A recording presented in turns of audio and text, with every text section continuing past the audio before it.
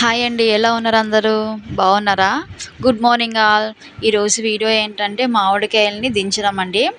So, మామిడికాయలని దించి వాటిని మగ్గబెట్టడం. ఇదిగోండి ఆ మామిడికాయలైతే ఇలా ఉన్నాయి చూడండి. సో, మా బాబాయ్ వాళ్ళ ఇంటి దగ్గరైతే మామిడికాయలైతే దించాము. మా పిన్ని అయితే చూపిస్తుంది చూడండి.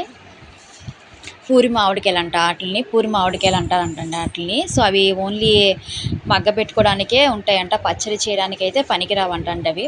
అంటే పచ్చడి చేయడానికి పని చేయవు. సో, మా హస్బెండ్ అయితే మామిడికాయలని కోస్తున్నారు. మా చిన్న అబ్బాయి అయితే వాటిని క్యాచ్ పెడుతున్నారు. ఇంకా మా పిన్ని, మా బాబాయ్, ఇంకా మేమందరం అలా చూస్తున్నామండి. సో, ఆయనైతే చెట్టు అంతా చూసి మామిడికాయలైతే దించుతున్నారు, కోస్తున్నారు.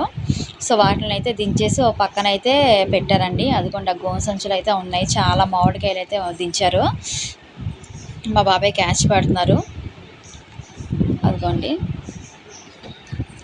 ఇంకా మామిడికాయలు అంటే ఎవరికి ఇష్టం ఉండదండి. మామిడి పళ్ళు అంటే అందరికీ ఇష్టమే. సో, అదేనండి. మామిడి పండు మన ఆరోగ్యానికి కూడా చాలా మంచిదండి. ఎందుకంటే వాటిలో విటమిన్స్ మరియు ఖనిజాలు కూడా పుష్కలంగా ఉంటాయి. మామిడి పండ్లు మన గుర్తింపు, వారసత్వం మరియు సాంస్కృతిక చిహ్నం అండి. ఇదైతే మన జాతీయ పండు కూడా. సో, మామిడికాయలైతే కోసాము.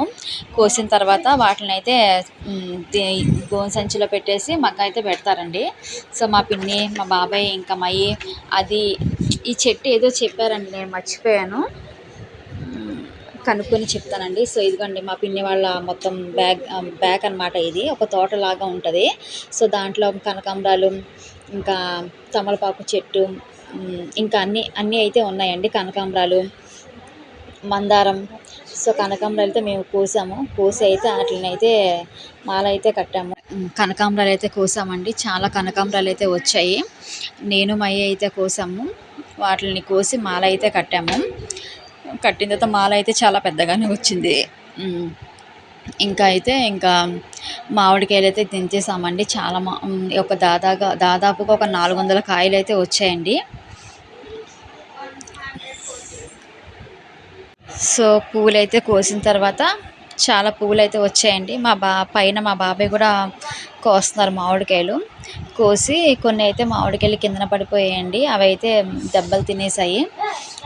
అవైతే మగ్గబెట్టడానికి పనికిరావన్నారు. సో, చాలా వరకు కాయలైతే వచ్చాయండి. దగ్గరగా ఒక 300 కాయలు, 400 కాయలు అయితే వచ్చారు.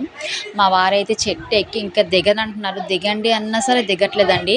మొత్తం ఆ చెట్టు కాయలు కోసేంతవరకు దిగట్లేదు. మా పిన్ని అయితే ఇప్పుడు ఒక 2 కాయలు క్యాచ్ పట్టమని మా పిన్నికి ఇచ్చారు మా వారు. మా పిన్ని వాటిని క్యాచ్ పట్టలేక వాటిని వదిలేసిందండి.